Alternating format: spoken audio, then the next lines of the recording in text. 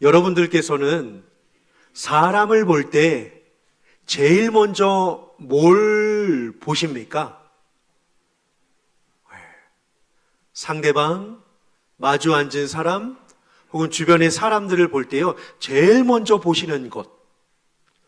물론 세상은 사람을 볼 때 공통적으로 그가 있는 위치, 그가 가진 권력, 학벌, 혹은 출신, 혹은 고향, 혹은 외모, 혹은 성공의 여부를 보면서 다양한 것들을 가지고 사람을 기준으로 평가하곤 합니다.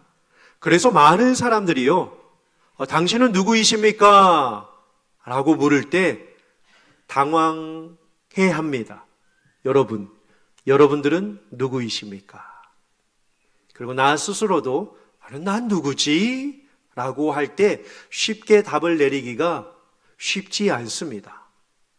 하지만 성경이 말하는 기준은 다릅니다. 성경이 보는 관점은 다르죠. 얼마나 성공했는가를 보는 것이 아니라 성경은 늘 말씀을 통하여 우리에게 당신은 누구의 자녀입니까? 를 묻습니다.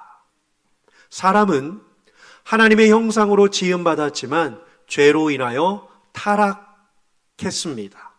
하나님의 진노를 피할 수 없는 원수가 되었습니다. 그러나 예수 그리스도의 피로 말미암아 화평을 누리고 끊어지지 않는 하나님의 복된 자녀가 되었습니다. 그래서 저는 이 어린이 주일 여러분들과 함께 하나님의 자녀로 부르신 성도의 삶이 어떠한 삶이며 하나님의 자녀로 부름받은 주의 자녀는 어떻게 살아야 하는지를 잠시 한번 세 가지로 나누어 보고자 합니다. 첫 번째로요, 화면을 한번 보실까요? 부름받은 자녀에게는 세상이 알지 못하는 무엇이 있을까요? 은혜가 있습니다. 우리 서로 받은 그 기쁨을, 그 다음에 뭐죠? 알 사람이 없도다. 참, 그렇죠? 통일한 은혜를 주시지만 각자에게 다른 은혜를 주시기 때문입니다. 누구에게는 병 가운데, 누구에게는 직장 속에서, 누구에게는 관계 속에서, 누구에게는 물질로서, 누구에게는 학업 속에서, 누구에게는 자녀를 통하여, 누구에게는 부모를 통하여, 또 누구에게는 그 외의 것들을 통하여서 하나님께서 주시는 은혜가 저마다 각각 다르기 때문입니다. 그래서요, 부름받은 주의 자녀에게는요, 세상이 알지 못하는 뭐가 주어진다고요? 은혜가 주어진다라고 하는 것입니다. 오늘 본문을 보시면 요한은 이렇게 이야기를 합니다. 세상이 알지 못한대요. 우리가 하나님의 자녀가 되었는데 우리가 그 어떠한 사랑을 받았는지 우리는 아는데 세상은 알지 못한다라고 하면서 탄식하면서 가슴 아파하면서 자녀된 것이 얼마나 귀한데 왜 이 사실을, 이 은혜를 알지 못하는가라고 하면서 3장을 열고 있습니다. 세상은요, 하나님의 자녀를 알지 못합니다. 왜냐하면 하나님을 알지 못하기 때문입니다. 예수님이 이 세상에 오셨을 때도 그저 목수의 아들로만 보았습니다. 말 잘하는 성인으로만 보았습니다. 그리고 십자가의 패배자로만 보았습니다. 그런데 하늘은 달랐습니다. 그 예수 그리스도를 향하여서 독생자라고 선포하셨습니다. 사랑하는 자요, 내 기뻐하는 아들이로다 라고 하시며 하늘은 달랐습니다. 하나님의 자녀도 마찬가지입니다. 세상 눈에는 평범해 보여도요, 하찮고 보잘것없고 나약해 보인다라고 할지라도 하나님은 우리를 다르게 보시는 줄 믿습니다. 특별히 요한 1서는요, 안팎으로 참 큰 혼란을 겪던 위기의 시대였습니다. 거짓 교사들이 판을 치고 있었습니다. 특별히 이때에 이단이 있었는데요, 영지주의라고 하는 이단이 있었습니다. 이들은요, 영은 거룩하고 육신은 타락했는데 영이신 하나님이 어떻게 인간이 될 수 있는가? 이건 불가능하다라고 하면서 예수님의 성육신, 인간이 된 것을 철저하게 부인했습니다. 예수님은 오지 않았다는 거죠. 예수님은 아직 오지 않았다라고 하는 사상을 가지고 있었습니다. 그러면서 구원은 영혼에 지혜가 쌓여야지만 구원을 받을 수 있다라고 그들은 외쳤습니다. 더 공부해라. 더 성경을 알아라. 더 영적인 신비적인 은혜를 체험해야 구원을 받는다라고 했습니다. 복음은 믿음으로 말미암아 구원을 얻습니다라고 하였지만 그 외에 또 다른 종교의 이단들은요, 지식으로 말미암아, 이성으로 말미암아, 신비적인 경험으로 말미암아 구원을 받을 수 있다라고 하였습니다. 그러니 교회에 모인 사람들을 향하여 세상은 조롱했습니다. 그때 요한은 성도들에게 말합니다. 여러분, 세상이 우리를 하찮게 보아도 괜찮습니다. 우리를 보잘것없는 존재로 보아도 괜찮습니다. 낙심하지 마십시오. 왜요? 우리의 정체성은 세상의 인정에 있는 것이 아니라 하나님의 선언에 있기 때문입니다.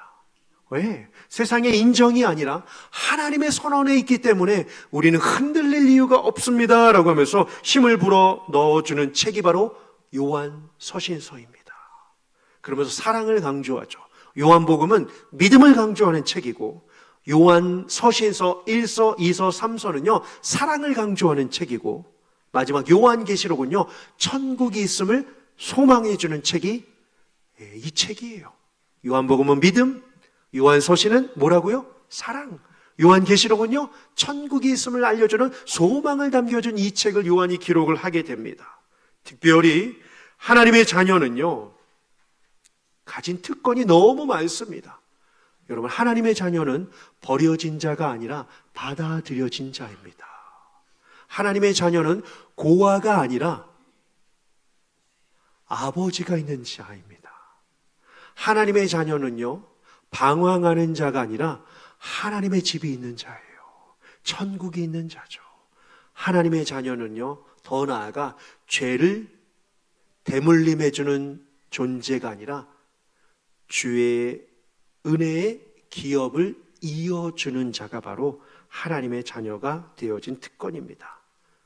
오늘 사도 요한이요 세상이 하나님을 알지 못한대요. 그러면요 왜 세상이 우리가 하나님의 자녀인 것을 알지 못할까요?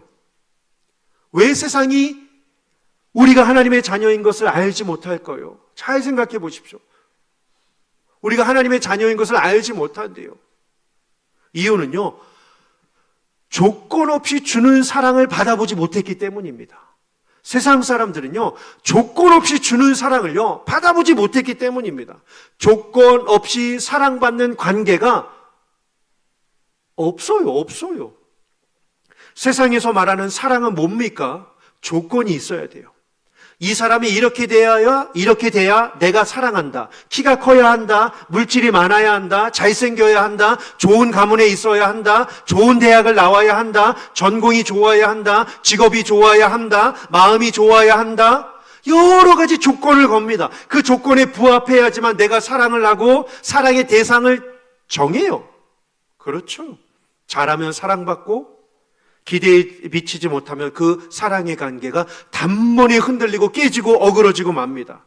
그런데요 하나님과 성도, 하나님과 자녀의 이 관계는 어떨까요? 정반대죠. 세상은 다 조건입니다. 그런데 하나님께서 우리에게 주신 사랑은요 조건이 없어요. 누군가 저에게 하나님이 우리에게 주신 사랑이란 무엇입니까? 라고 한다면 한 장 넘기셔서요 4장 10절이에요. 요한일서 4장 10절이에요. 엄청난 선포가 있어요. 요한일서 4장 10절입니다.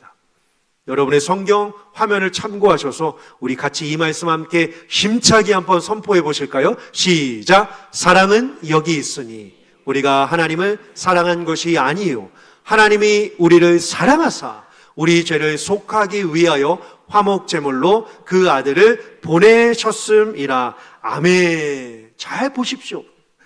어떠한 느낌이 드십니까? 하나님의 사랑은 우리의 상태, 자격, 행위에서 시작된 것이 아닙니다. 하나님의 사랑은 하나님의 성품에서 시작된 것입니다.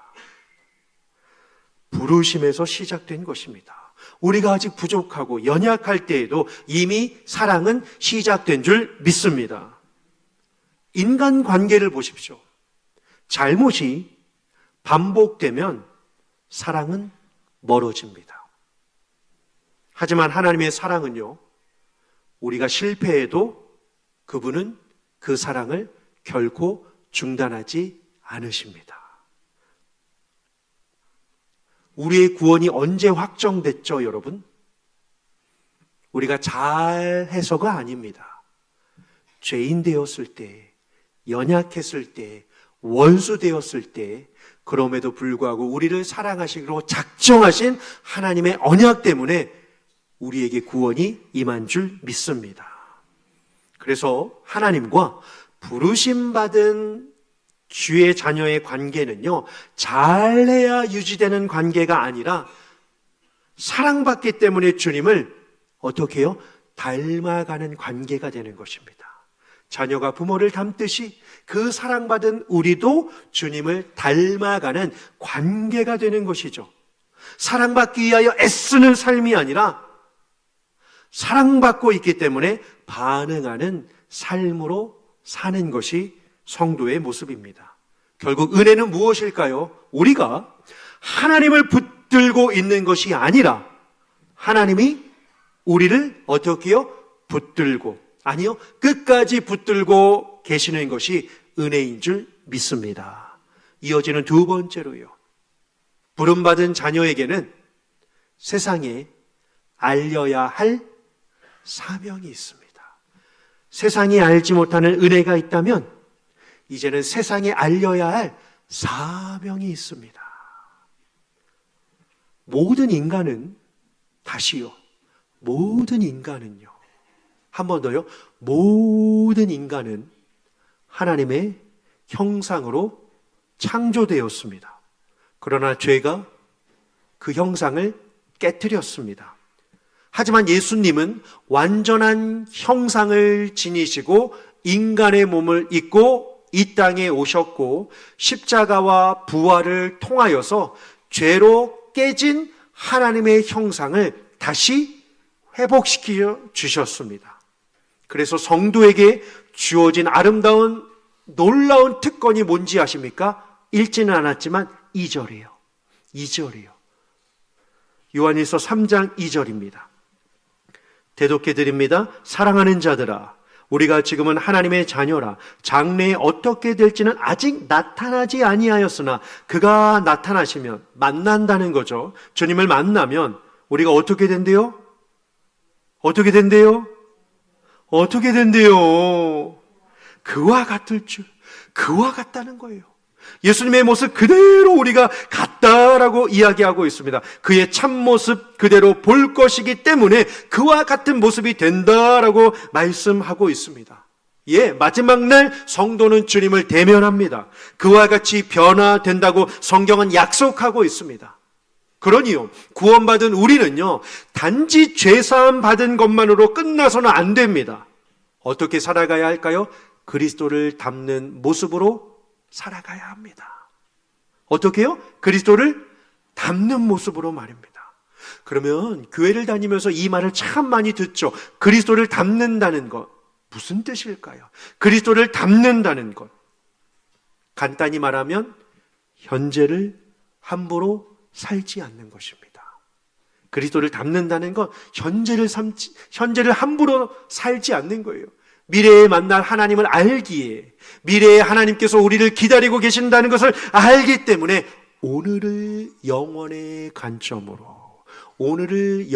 관점으로 살게 됩니다. 그래서 바울이요, 썩을 것보다 영원한 것을 위해 살라 하지 않습니까? 세상보다 주님 닮음을 목표로 하라라고 합니다. 찬양에도 있잖아요. 세상 등지고 십자가 보내. 그렇죠? 세상 등지고 십자가 보내. 오늘도 내일도 말입니다. 바울은 선포합니다. 고난 중에도 장차 나타날 영광이 주어진다라고 말씀합니다. 여러분, 올림픽 선수를 보십시오. 메달을 아직 받지 않았습니다. 하지만 시상대 올라갈 것을 기대하면서 매일 성실히 꾸준하게 오늘도 훈련합니다. 성도도 마찬가지입니다. 아직 완성은 아니지만 장차 주를 만날 날을 믿기에 오늘을 거룩하게 사는 것입니다. 그렇다면 그리스도를 닮은 성도가, 주의 자녀가 세상에 알려야 할 사명은 궁극적으로 무엇일까요? 세상에 알려야 할 사명, 바로 복음을 전하는 사명입니다. 예수 그리스도를 통해 죄사함이 주어졌고, 예수 그리스도를 통해 새 생명이 주어졌고, 예수 그리스도를 통하여 하나님 나라가 주어졌다는 이 기쁜 소식을 전하는 성도입니다. 성도에게요, 이것은요, 선택이 아니라 부르심의 본질입니다. 뭐라고 예수님께서 우리에게 말씀하셨습니까? 마태복음 28장 19절과 20절 암송하고 계시지요? 화면을 보시면서 같이 한번 선포하실까요? 시작! 그러므로 너희는 가서 모든 민족을 제자로 삼아 아버지와 아들과 성령의 이름으로 세례를 베풀고 내가 너희에게 분부한 모든 것을 가르쳐 지키게 하라. 볼지어다 내가 세상 끝날까지 너희와 항상 함께 있으리라 하시니라. 아멘. 한마디로 요약하면 뭘까요? 복음을 부끄러워하지 말라입니다. 복음을 부끄러워하지 말라예요. 복음은요, 숨기는 것이 아니라 드러내어야 할 생명의 통로입니다. 말로는 복음을 전하고 삶으로는 하나님을 보여주며 고난 속에서도 소망이 있음을 증명하고 관계 속에서 사랑을 흘려보내는 것이 복음입니다. 결국 성도의 삶은요, 어디서든지 하나님은 살아계십니다. 하나님은 우리와 함께 하십니다. 보여주는 것입니다.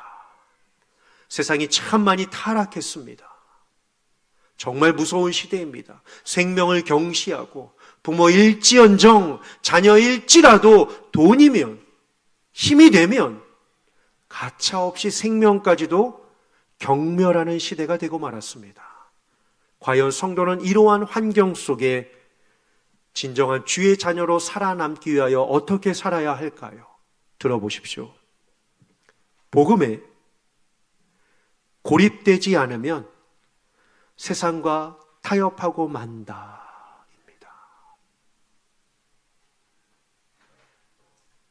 내가 복음에 고립되지 않으면 난 얼마든지 세상과 타협할 수밖에 없다. 명심하십시오. 내가 복음에 고리타분하지 않으면, 복음을 절대적으로 여기지 않으면, 복음보다 더 위하는 것들이 있다면, 하나님보다 더 사랑하는 것이 있다면 나는 얼마든지 언제든지 순식간에 세상과 타협하여 무너질 수밖에 없다라고 우리는 명심하면서 살아가야 합니다.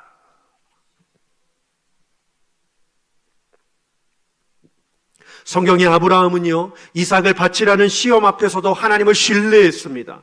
보이지 않는 더 나은 본향을 바라본 믿음의 사람으로 기록되어 있습니다.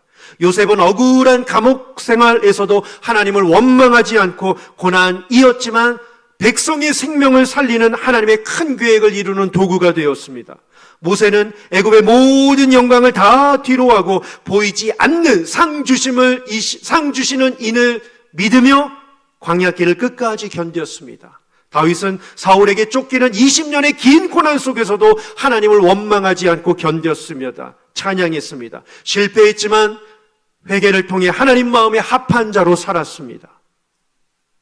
욥은 이유 없는 고난 속에서도 하나님을 원망하지 않고 결국 하나님을 더 깊이 만나며 이전보다 놀라운 은혜를 체험하였습니다. 예수님의 제자 베드로는요, 연약함으로 주님을 부인했지만 회복 이후 순교까지 이르는 헌신의 삶을 살며 고난 속에서도 소망을 전하는 사도가 되었습니다. 바울 사도는요, 수많은 핍박과 고난 속에서도 복음을 전하며 현재의 고난은 장차 나타날 영광과 비교할 수 없다라고 하는 믿음으로 살았습니다. 이 7명의 공통점이 무엇인가요?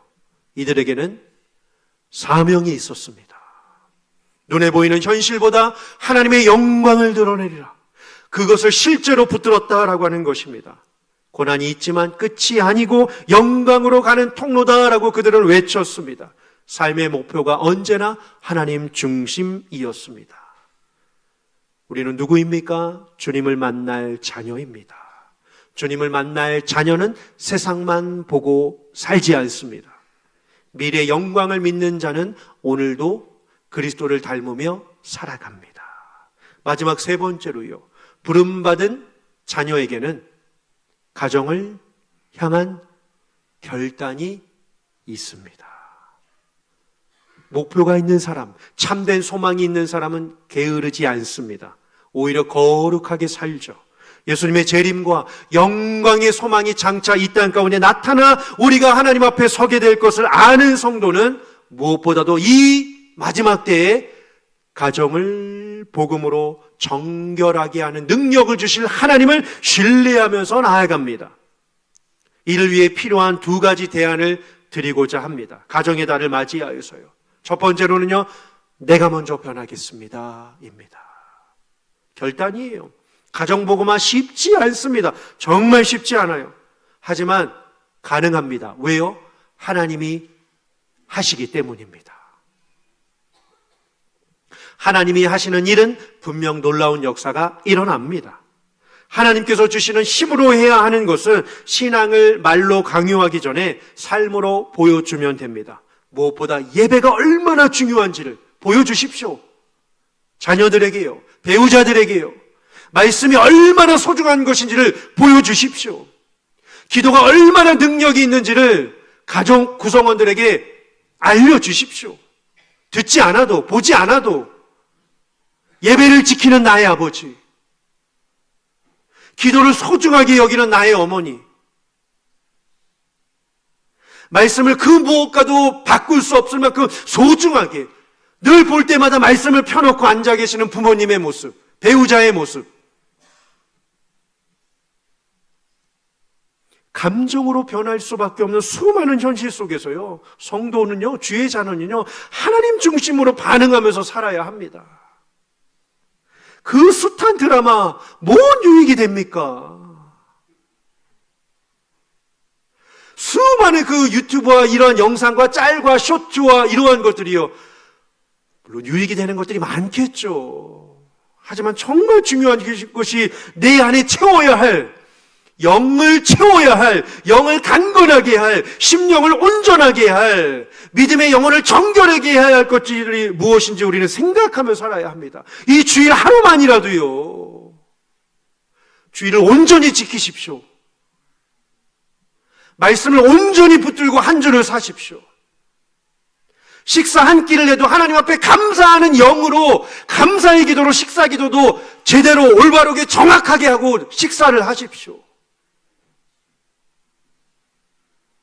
주의 예배 시간도 거룩하게 지키시고, 시간 다 돼서 오지 마시고요, 시간 넘어서 오지 마시고요,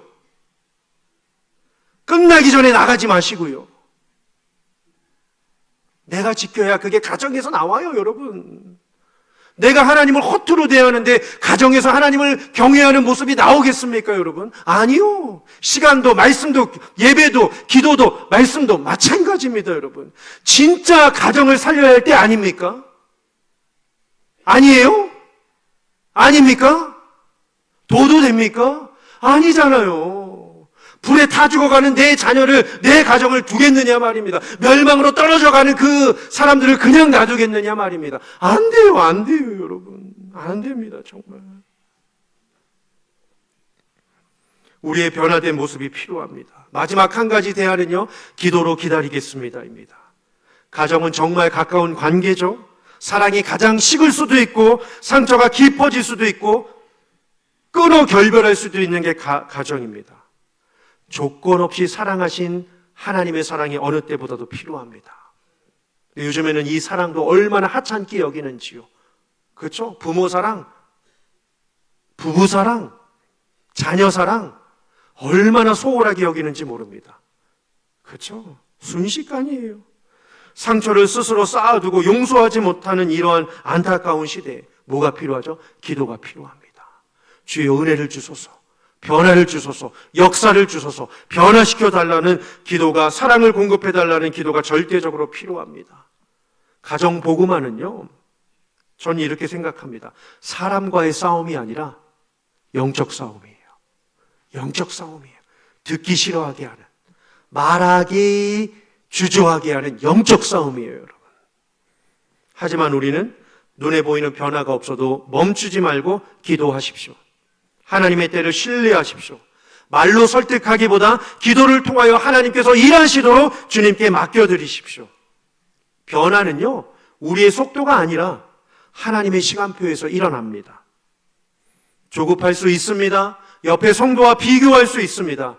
하지만 하나님을 절대적으로 신뢰하십시오.